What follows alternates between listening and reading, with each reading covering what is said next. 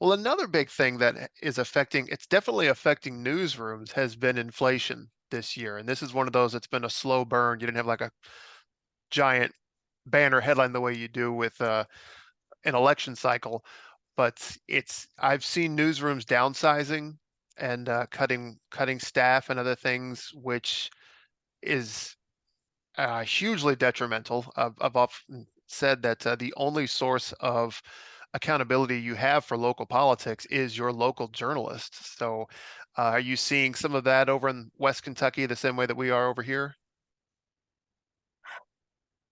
I did see yesterday that Gannett, which is one of the nation's largest media employers, journalists were informed yesterday that there's going to be another round of layoffs.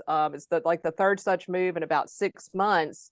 Um, what I'm seeing on one website is saying that there was an email that went out. There was a target of a 6% reduction. Gannett has about 34,440 employees, which amounts to about 200 people.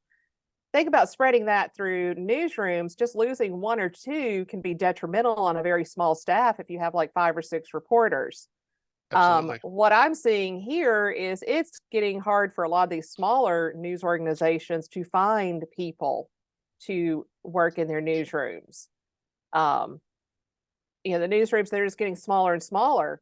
And like you mentioned, when we lose reporters, we lose a lot of what's happening in here locally. You lose that accountability, you lose the watchdog, you lose the person who's going to city council and fiscal court and school board and reporting on those issues that are affecting you locally. And you're losing that advocate.